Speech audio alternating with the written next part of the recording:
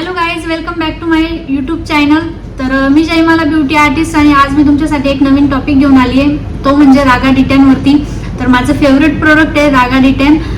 खूप छान रिझल्ट आहे त्याचा. तर सर्वात आधी मी तुम्हाला सांगते, याच्यामध्ये कोजिक ॲसिडचा वापर केलेला आहे, जे तुम्हाला बारीक अक्षरामध्ये त्यांनी सांगितलेलं आहे किंवा त्यांनी बारीक याच्यामध्ये डिटेल पण दिलेली आहे की याच्यामध्ये कोणत्या कोणत्या ॲसिडचे वापर त्यांनी केलेले आहे. तर कोणतेही प्रोडक्ट आपण हर्बल नाही म्हणू शकत. तर कोजिक ॲसिडचा हा फायदा आहे की ते तुमच्या स्किनवरती जर पिगमेंटेशनचे डाग असतील किंवा कपाळपाटी टॅन झालेले असेल, आता ऊन इतकं आहे की टॅनिंग तर होतेच, मंकी माऊथ टॅन झालेलं आहे, पिंपलचे डाग आहे, तर हे तुमच्या स्किनवरती त्या डागांना नाहीसं करतं, तुमच्या स्किनला एक ग्लो आणतं. तर हे जे कोजिक ॲसिड आहे तर हे फक्त प्रोडक्टमध्ये नाही, बऱ्याच ठिकाणी फळांवरती सुद्धा हे ॲसिड ट्राय केलं जातं. जसं फळांवरती काळे डाग येतात तर त्याच्यासाठी सुद्धा याचा वापर केला जातो. तर आता मी हा जो डब्बा आहे तर हा मी 1100 रुपये याच्यावरती प्राइस आहे, मला डिस्काउंटमध्ये 900 पर्यंत आलाय.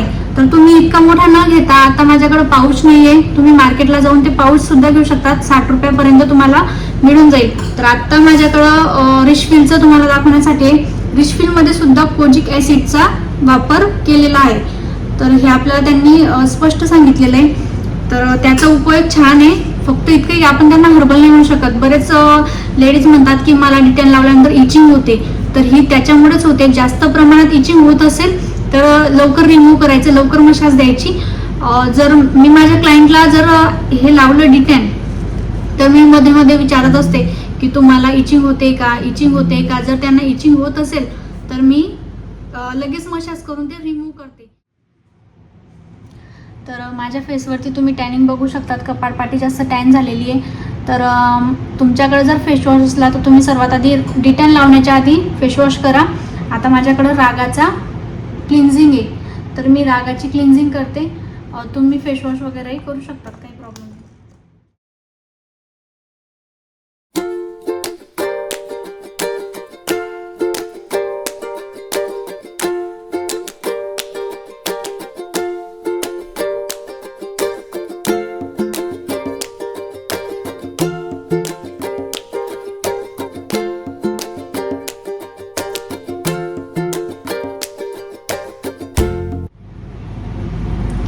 सर्क्युलेशनमध्ये तुम्ही नॉर्मली मसाज करू शकता.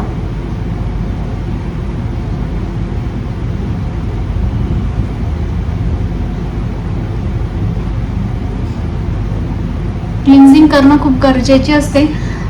जर तुम्ही क्लिन्झिंग केली तर तुमच्या स्किनवरती प्रॉपर रिझल्ट दिसणार. टॅनिंग जी असते, जी धूळ माती असते, जे तुम्ही बाहेरून आले आहात किंवा आपण घरात जरी असले तरी आपल्या फेसवरती धूळ असतेच, किंवा आपण पावडरची लेअर वगैरे लावलेली असते, तर ती आधी क्लीन करून घ्यायची, मग त्यानंतरच कोणताही प्रोडक्ट अप्लाय करायचं. जर तुम्ही ब्लीच लावतायत किंवा D10 लावतायत किंवा मास्क लावतायत कोणत्या प्रकारचे, तर तुम्ही आधी क्लिन्झिंग करा.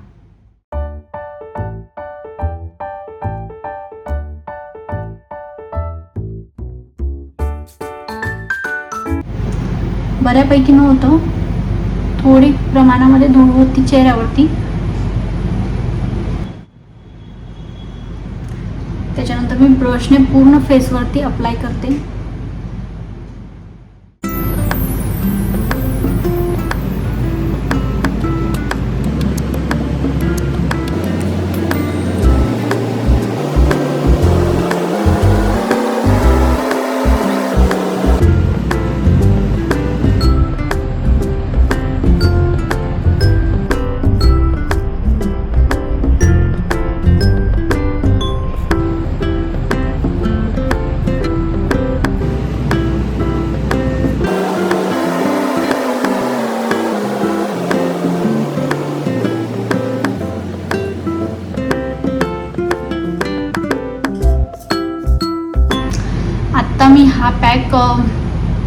आत्ता मी हा पॅक पूर्ण 10 ते 15 मिनिट ठेवणार आहे.